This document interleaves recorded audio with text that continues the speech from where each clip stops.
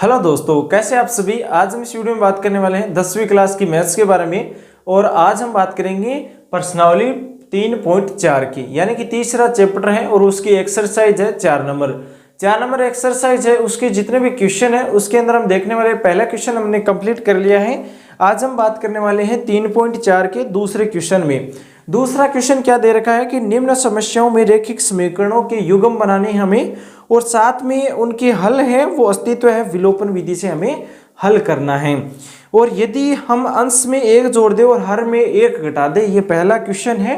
पहला क्वेश्चन आप अपनी बुक में देख सकते हैं कि किस तरह से लिखा गया है, और वो भी आप पढ़ सकते हैं। तो मैं यहाँ पर पढ़ूंगा और इसका आंसर आपको बताने वाला हूँ। 2 नंबर का फर्स्ट क्वेश्चन है, यानी 2 नंबर जो क्वेश्चन है ना, उसका पहला क्वेश्चन क्या दे रखा है कि यदि हम अंश में एक जोड़ दें, प्रतिस्थापन और जो विलोपन विधि है ये आपको नहीं पता है तो हमारे चैनल पर जो पिछला वीडियो है वो आप देख सकते हैं।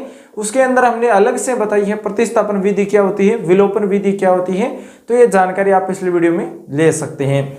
उसके बाद में बात करेंगे पहले क्वेश्चन की, यदि अंश में एक जोड़ दें और हर में एक घटा दें, तो यहाँ पर हम क्या मानने वाले हैं। माना लिखेंगे सबसे पहले, माना अंश क्या है, माना अंश क्या हो जाएगा x, और हर क्या हो जाएगा y। ठीक है, ये आपको मानना है।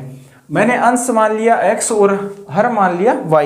यहाँ पर क्या दे रखा है, यदि हम अंश में एक जोड़ दें और हर में एक घटा दें। भिन्न संख्या क्या होती है, जो ये x बटा y का रूप है, ये क्या है, भिन्न संख्या है।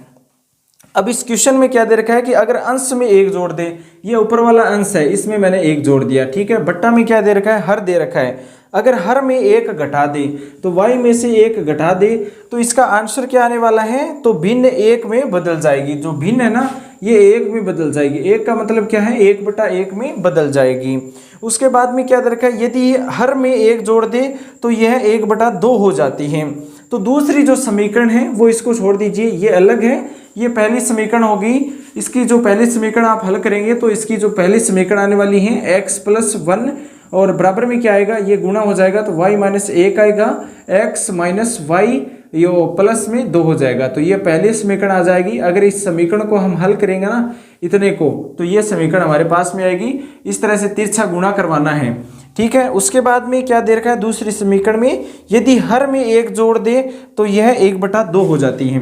अंश ऊपर वाला है, अगर हर में x बटा y + 1, अगर हर में एक जोड़ दे तो ये 1/2 हो जाती है। जो भिन्न है ना, वो 1/2 इसका मान आने वाला है। तो इसका हल कैसे निकालेंगे, इसका देखिए तिरछा गुणा करवाना है। 2x बराबर में क्या होगा, y + 1, 1 से गुणा होगा तो y + 1 ही आएगा। फिर इसको करेंगे 2x, ये y इधर आएगा माइनस का हो जाएगा, और ये 1 भी इधर आएगा तो माइनस का हो जाएगा, और ये 0 हो जाएगा। ये 2 नंबर समीकरण हमारे पास आ गई। ठीक है, तो 1 और 2 नंबर समीकरण को अब हल करेंगे तो x और y का मान है वो हमारे सामने आ जाएगा, और जो भिन्न है वो बन जाएगी। तो इसका जो पहली समीकरण है, पहली समीकरण और दूसरी समीकरण है, इन दो को मैं यहाँ पर रख रहा हूँ, बाकी सभी है वो मिटा रहा हूँ। ठीक है, ये मैंने मिटा दिया। उसके बाद में पहली समीकरण ये है और दूसरी समीकरण है 2x - y - 1 बराबर में 0। ठीक है, ये दूसरी समीकरण है। अब इन दोनों समीकरणों को हल करेंगे तो x और y का मान आ जाएगा। वो भी हमें किस विधि से करना है, यहाँ पर दे रखा है, वो भी हमें विलोपन विधि से हल करना है। तो विलोपन विधि से किस तरह से हल करेंगे, विलोपन विधि में क्या होता है कि एक दूसरे का जो पद है ना वो विलोप होता है। तो प्रतिस्थापन आपको नहीं करना है, यहाँ पर जो पद है वो काट देने हैं। ठीक, इस समीकरण को मैं 1 नंबर समीकरण है ना, x - y बराबर में -2 कर रहा हूँ। इस 2 को मैं इस साइड में भेज रहा हूँ बराबर के। फिर यहाँ पर क्या है, 2x - y है, 1 को उस साइड में जाएगा तो प्लस का 1 हो जाएगा। अब देखिए यहाँ पर 2x है तो यहाँ पर x है, इसको 2x बना लेंगे। ठीक है, 1 नंबर समीकरण है, इसको 2x बनाएंगे तो यहाँ से 2 को गुणा करेंगे। 2 को गुणा करेंगे तो सभी को 2 से गुणा होगा, ये 2y हो जाएगा, और ये 2 दूआ 4 हो जाएगा, ये 2 दूआ 4 हो जाएगा। तो ये समीकरण हमने इसका जो स्टेप है वो देख लिया। पहला स्टेप ये है। अब समीकरण 1 से 2 को घटा देंगे। समीकरण 1 से 2 को घटा देना है। इस समीकरण में से ये घटाएंगे तो क्या आएगा, 2x, x का पद आपको एक साइड में लिखना है, 2x - 2x हो जाएगा। फिर यहाँ पर क्या है, -2y, और ये माइनस है तो घटाएंगे तो क्या होगा, प्लस का हो जाएगा, y प्लस का हो जाएगा। यहाँ पर बराबर में क्या आने वाला है, 4 - का 1 हो जाएगा। तो ये 2 से 2 वाला ये 2x कट जाएगा और ये क्या आएगा, माइनस का y आएगा, क्योंकि 2y में से 1y घटेगा तो माइनस का y आएगा। उसके बाद में यहाँ पर क्या आएगा, माइनस का 5 आ जाएगा, तो माइनस से माइनस प्लस हो जाएगा, तो y का मान क्या आएगा, 5 आएगा। y का मान आ गया 5। अब इस 5 को मैं यहाँ पर रख दूँ, इस y के मान को यहाँ पर रखेंगे तो क्या आएगा, x माइनस 5 प्लस 2 बराबर में 0, ये घटेगा तो क्या आएगा, माइनस का 3 आएगा, x बराबर माइनस का 3 आएगा और इधर जाएगा तो प्लस का हो जाएगा, तो x का मान क्या आया, 3। यहाँ पर लिखेंगे x का मान क्या है, 3 और y का मान क्या है, 5 है। तो यह पहला क्वेश्चन का आंसर है, y का मान 5 है और x का मान 3 है। इस तरह से आप पहला क्वेश्चन कर सके हैं। उसके बाद में दूसरा क्वेश्चन क्या है, दूसरा क्वेश्चन है इसका जो दूसरा प्रश्न है ना, इसका दूसरा क्वेश्चन है वो क्या दे रखा है कि 5 वर्ष पहले नूरी की आयु सोनू की आयु की 3 गुणी थी। यहाँ पर सोनू और नूरी 2 महिला है, इनकी आयु हमें निकालनी है। तो इन्होंने क्या दे रखा है, 5 वर्ष पहले नूरी की आयु सोनू की आयु की 3 गुणी थी। हम वर्तमान आयु मानेंगे सोनू की, वर्तमान आयु है माना वर्तमान आयु सोनू की, ठीक है। ये सोनू की हमने मानी है x आयु हमने वर्तमान आयु मानी है सोनू की। अब इसने क्या दे रखा है, इसने दे रखा है कि 5 वर्ष पहले नूरी की आयु सोनू की आयु की 3 गुणी थी। इसका 5 वर्ष पहले मतलब कि 5 घटा देंगे तो 5 वर्ष पहले चला जाएगा, ठीक है। 5 वर्ष पहले नूरी की आयु 5 वर्ष पहले 3 गुणी थी। इसका क्या थी, 3 गुणी थी, तो ये हमने 3 गुणी कर दिया। ये पहली समीकरण आ गई, ठीक है। इसके बाद में दूसरी समीकरण इसमें बन रही है, 10 वर्ष पश्चात नूरी की आयु सोनू की आयु की 2 गुणी थी। 10 वर्ष पश्चात, 10 वर्ष पश्चात का मतलब क्या है, 10 वर्ष आगे हैं, तो इसमें 10 जोड़ देंगे। ये क्या है, नूरी की आयु है। नूरी की आयु 10 वर्ष बाद में क्या है, 2 गुणी है, तो इसका 2 गुणी कर देंगे।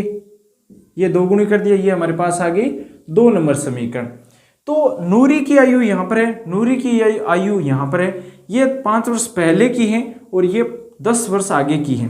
तो इन दोनों के बीच में डिफरेंस कितने का है, दोनों के बीच में डिफरेंस कितने का है, 15 साल का है, क्योंकि ये 5 वर्ष पहले की है, ये 10 वर्ष आगे की है, तो दोनों के बीच में अंतर कितना है, 15 वर्ष का है।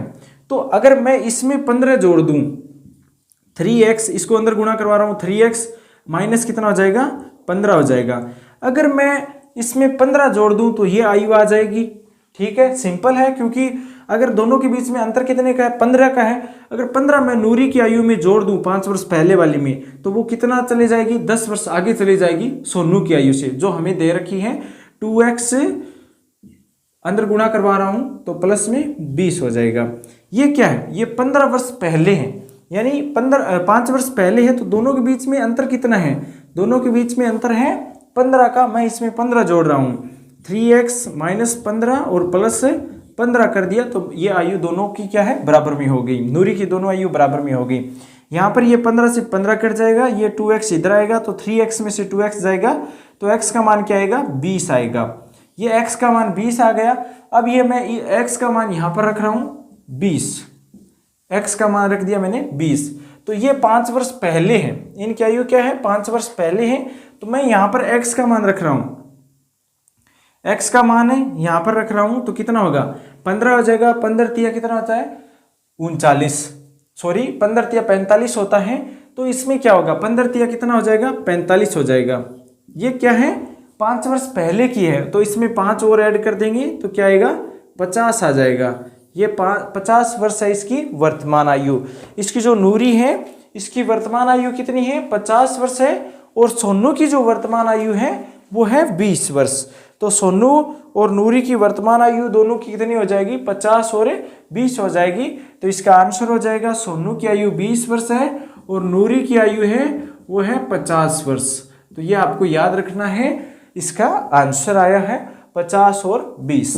नेक्स्ट क्वेश्चन हम नेक्स्ट वीडियो में कंप्लीट करेंगे, इसलिए आप चैनल पर नए हैं सब्सक्राइब कर लेना, साथ इस वीडियो को अपने दोस्तों के साथ शेयर भी जरूर करना।